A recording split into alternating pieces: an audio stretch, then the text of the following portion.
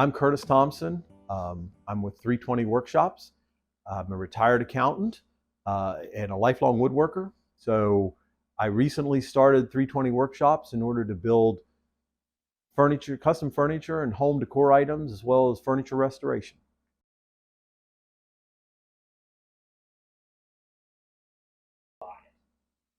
I purchased the XTool P2 after some research on different products. I liked the features it had. I liked the fact that it was powerful. It wasn't dependent on cloud-based software. It came from a company that has a reputation of making good lasers. So I felt it was a good product to start with.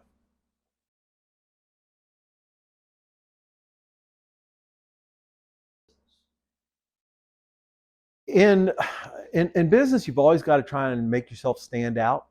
And in order to make yourself stand, or what I wanted to do to make myself stand out, was to add some details and some personalization to the product. I felt like a laser would be able to cut out intricate fretwork type details as well as personalized engraving, and I felt that would make my product stand out.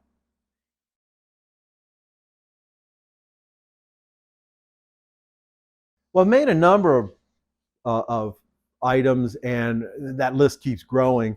But what I'm going to do is I'll show you some pictures of some different items that I've made. But what I'm going to focus on is some custom picture frames. Picture frames, everybody wants a picture frame, for their family pictures, their vacation pictures.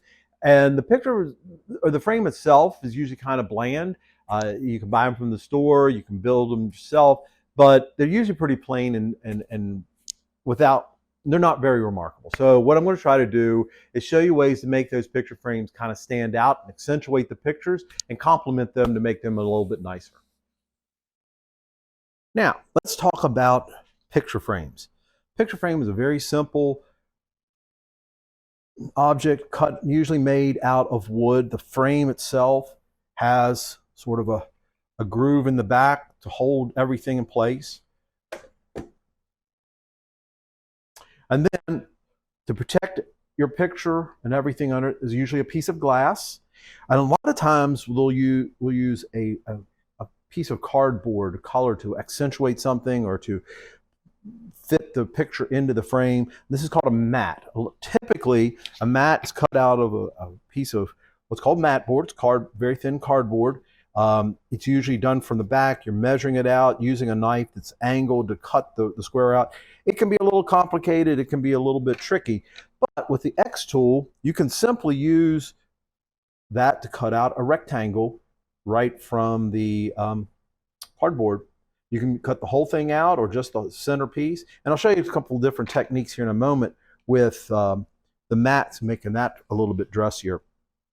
So that's how the components of a picture frame. So let's see how we can use the XCS software in order to create a mat.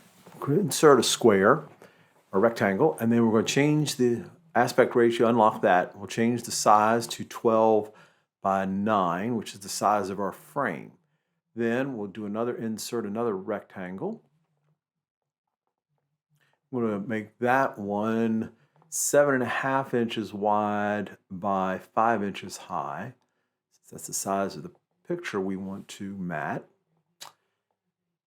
Now, what we're going to do is we're going to select both objects, and using the Align tool, we'll center the internal rectangle into the outer dimensions of the mat.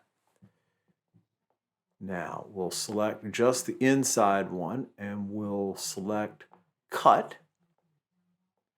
Then we're going to select the outside rectangle, and we're going to tell it to ignore that one. Now, that's going to make that a guideline for us to focus when we're centering it onto the mat in the tool itself. It won't cut that, but it will then help us in alignment. Now, we'll set the materials to the craft paper, and then we would, if we were attached to the machine, we would measure the distance, get it aligned.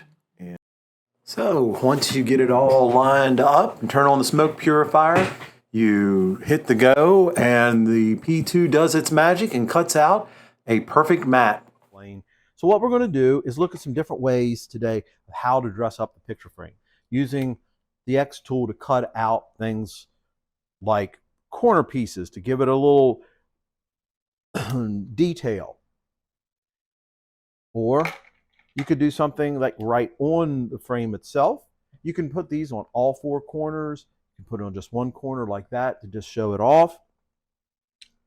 You could also make something small that put on the length of the frame. Something like that to give the frame a little more character and give it some detail. Other things you could do would be maybe to dress up the corner. Maybe it's your girlfriend and you want to put a little heart on there to show how much you love her. Or for holidays, if it's a picture maybe of the family, you could put a little holly leaf or maybe throw a scary picture in the mat and have the skull and crossbones for Halloween. Maybe it's back to school time, so you'd want to put a little apple with your child's picture on there. Maybe they like soccer. You could add a soccer ball to the picture. Something else you could do would be add things right on the glass using a little bit of hot glue. You could take some bones and put around that. Maybe it's a picture of your dog and you want to put the dog's name right on the mat. You could glue that on there, or you could put it on the frame itself. So there's different ways you can make the picture frame match what you're looking for. Again, you can do your cat. Maybe it's a springtime picture and you want to add some butterflies and dragonflies like that. So what I'm showing is there's lots of different ways to dress up a plain, simple picture frame and make it very custom. So let's look at some examples of frames. Here's one, two openings on this mat, one oval, one rectangular, cut with the P2. We also added some appliques to the outside of the frame, designed in the XCS software, scored with a design, and then spray painted red to match the mat. Now in this example, we used the XCS software to design little corner pieces and put those on a store-bought frame. The design around the opening of the mat was a built-in template or shape in the XCS software, so we used that to score on top of the mat itself. Now here is a handmade frame. We cut out some flowers and painted those to apply to the frame itself. The glass is actually acrylic that we cut with the P2 and scored lines in the back of it that we filled in with a magic marker to add a dimension to the mat. So here we had two pictures we wanted to hang as a set, and we used some basswood plywood to cut out a design reminiscent of a stained glass window to kind of tie the two together. And then the mat was cut with the P2 as well as scoring a small decorative line around the opening of this mat as well. So in our last example, we have a handmade frame, and we had the corner pieces too. This time we gold leafed those and we added two mats to this one. The second one showing that you don't always have to have a square mat or an oval mat. You can, with the P2, you can cut out unique sizes and designs. So that's some examples of how I've used the P2 to freshen up an ordinary picture frame and make it something special.